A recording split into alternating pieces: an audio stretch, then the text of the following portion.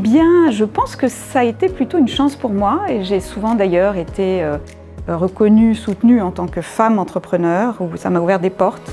Pour autant, en tant que maman, il y a parfois une difficulté à gérer l'engagement familial qui reposait pas mal sur moi et l'engagement professionnel du projet qui est presque un quatrième enfant en ce qui me concerne. Une chose, un exemple, c'est que souvent, en fait, quand on est co-directrice, on se retrouve dans le cadre de nos activités, voilà, dans des réunions. Souvent, en fait, on est les deux seules femmes. Pourquoi? Parce qu'on est dans le numérique et qu'on est jeune. Et que souvent, les dirigeants d'associations, les dirigeants d'entreprises, etc., ça va plutôt être des hommes. Et c'est pas très grave, mais à notre échelle, on essaie aussi de faire bouger les choses pour que demain, il y ait davantage de femmes, dans notre tranche d'âge ou pas d'ailleurs, qui soient présentes dans cette réunion, voilà, au moins à 50-50. Les défis et difficultés de l'entrepreneuriat au féminin, j'en vois principalement trois. Le premier, c'est pour cette question qui, moi, m'est très chère, de la maternité, conciliée avec la vie et le rythme de vie d'une dirigeante. C'est quelque chose sur lequel on est toujours un petit peu sur le fil et on a peur de sacrifier d'un côté ou de l'autre. Le deuxième point, pour moi, de défi, c'est vraiment le leadership, où trop souvent, je trouve, on taxe le leadership féminin d'autoritarisme, voire d'avoir un côté un peu rageur, un peu colérique.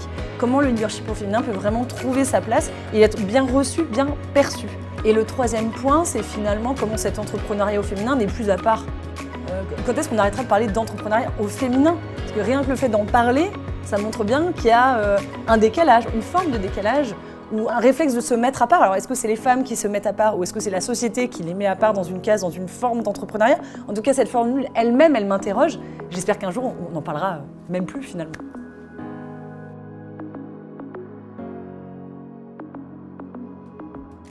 Le chiffre 2 tiers d'hommes, 1 tiers de femmes comme porteurs de projets dans le programme m'étonne plus ou moins parce que c'est vrai qu'aujourd'hui on se rend compte que pour concilier sa vie professionnelle et sa vie personnelle, quand on est une femme, c'est assez compliqué, notamment quand on a des enfants, mais aussi dans notre cause, dans la cause des proches aidants.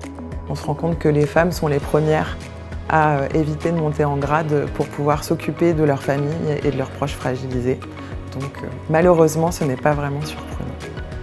La seule chose dans laquelle je crois, c'est que je pense qu'il y a beaucoup de femmes aujourd'hui qui se fixent des limites. Et c'est-à-dire que les discriminations hommes-femmes aujourd'hui, c'est à la fois parce que certains hommes peuvent discriminer les femmes, mais je pense aussi que c'est parce qu'il y a un certain plafond de verre que les femmes n'osent pas franchir. Donc aujourd'hui, moi, j'ai envie d'appeler à une mobilisation des femmes. Il faut arrêter de se fixer des limites, en fait. Il faut se sortir, en fait, les inégalités hommes-femmes de la tête et puis juste avancer comme les hommes le font. Ils ne se posent pas la question aujourd'hui de se dire est-ce que je suis à ma place, est-ce que je peux faire ci, faire ça, etc. Juste, ils avancent et ils se fixent des objectifs, ils les atteignent. En fait, je pense qu'il faut juste faire pareil, arrêter nous-mêmes de nous mettre des bâtons dans les roues ou de nous dévaloriser. Donc souvent, ce qu'on a tendance à dire, c'est que les femmes sont peut-être moins ambitieuses sur leurs projets ou qu'elles vont sous-financer les projets. Ce qu'on observe aussi, c'est qu'elles ont quand même un petit peu plus de mal à les faire financer et elles ont quand même un petit peu plus de mal à se faire accompagner. Donc la poule, l'œuf, la poule. Je dirais aujourd'hui, repensons un petit peu les critères de c'est quoi une entreprise qui a de l'avenir et accompagnons les femmes sur les compétences techniques et financières qui pourront les faire passer des caps.